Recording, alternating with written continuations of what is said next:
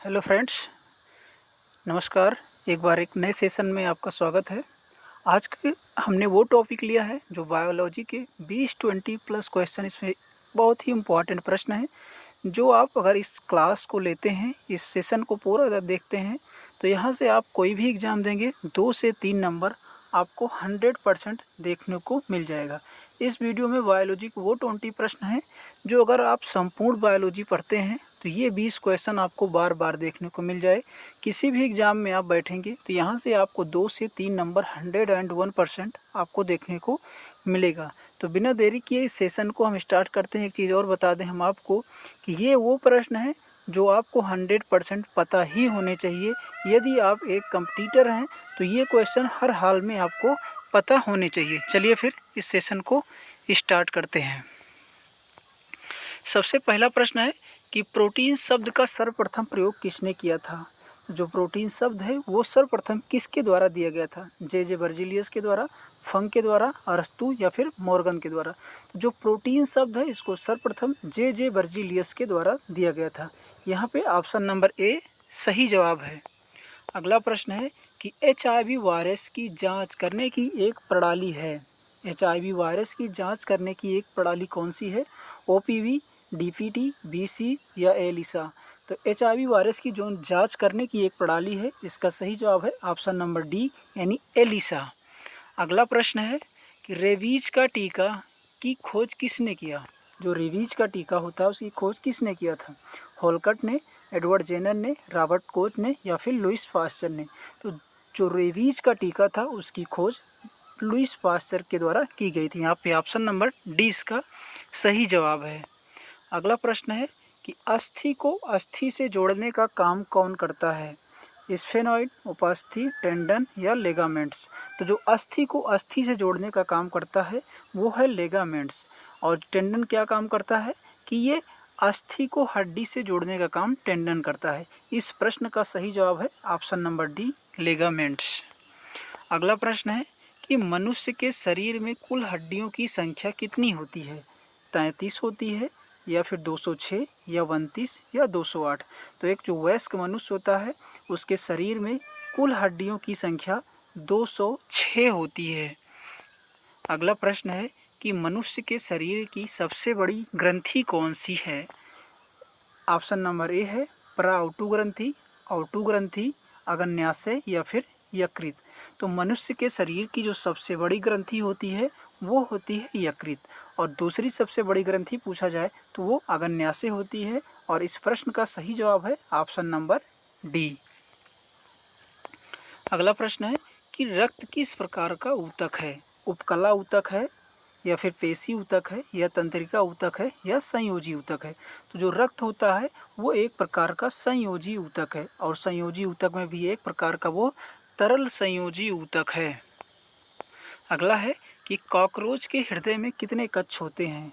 2, 4, 3 या फिर 13। तो जो कॉकरोच के जो चैम्बर होते हैं वो 13 चैम्बर्ड होते हैं।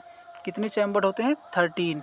इसके अलावा 4 किस्में होते हैं कि जो मैमल्स होते हैं उनमें 4 होते हैं, और 3 किस्में होता है तो मेढक के अंदर 3 चैम्बर्ड होता है। अगला प्रश्न है कि सेब का कौन सा भाग खाया जाता है? भ्रूण, परिदल पुंज, मध्य फल भित्ति या फिर पुष्पासन। तो जो सेब का खाया जाने वाला भाग है वो पुष्पासन होता है। इसका सही जवाब है ऑप्शन नंबर डी। अगला प्रश्न है कि मूली, सलजम, प्याज किस कुल का पौधा है? मालवेसी, लिलेसी, क्रोसीफेरी या रुटेसी। इसका सही जवाब है ऑप्शन नंबर सी क्रोसीफेरी कुल का पौधा। जो मूली होता है, सलजम, प्याज, ये क्रोसीफेरी कुल के पौधे होते हैं। अगला प्रश्न है कि कवकों का अध्ययन क्या कहलाता है? डेंड्रोलॉजी, पोमोलॉजी, माइकोलॉजी या फिर फाइकोलॉजी। जो कवकों का अध्ययन होता है वो माइकोलॉजी कहलाता है। यहाँ पे इसका सही जवाब है ऑप्शन नंबर सी फाइकोलॉजी, ये शैवालों का अध्ययन है। डेंड्रोलॉजी वृक्षों झाड़ियों का अध्ययन। पोमोलॉजी के अंतर्गत फलों का अध्ययन किया जाता है। अगला प्रश्न है कि पावर हाउस ऑफ सेल किसे कहा जाता है? लाइसोसोम को, गोल्गी को, राइबोसोम को या फिर माइटोकॉन्ड्रिया को। तो पावर हाउस ऑफ सेल किसे कहा जाता है? सही जवाब है ऑप्शन नंबर डी माइटोकॉन्ड्रिया को पावर हाउस ऑफ सेल कहा जाता है। अगला प्रश्न है कि प्रोटीन की फैक्ट्री किसे कहा जाता है? लाइसोसोम, गाल्जी काय, राइबोसोम या फिर माइटोकॉन्ड्रिया। तो जो प्रोटीन की फैक्ट्री कहा जाता है उसका सही जवाब है ऑप्शन नंबर सी, राइबोसोम को प्रोटीन की फैक्ट्री कहा जाता है। अगला प्रश्न है कि मधुमक्खी पालन का अध्ययन क्या कहलाता है? फ्लोरिकल्चर, पिसीकल्चर, एपीकल्चर या फिर सेरीकल्चर। पिसीकल्चर क्या होता है? मत्स्य पालन का अध्ययन। फ्लोरिकल्चर फूलों का अध्ययन।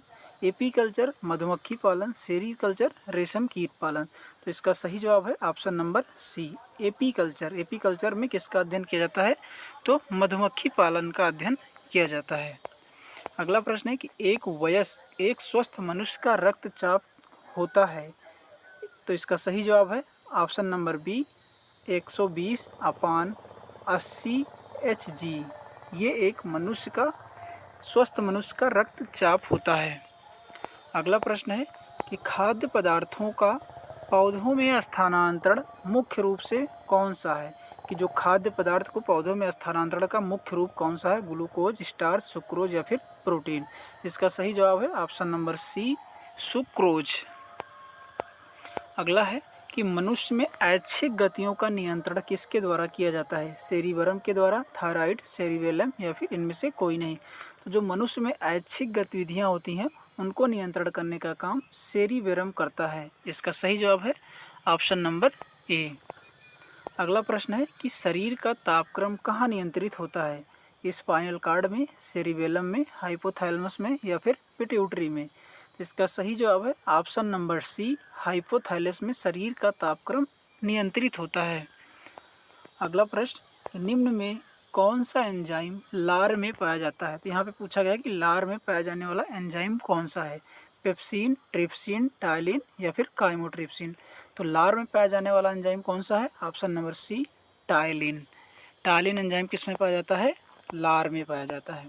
अगला है किस अभिक्रिया द्वारा पौधों में ऑक्सीजन बाहरी वातावरण से कोशिकाओं में पहुंचता है?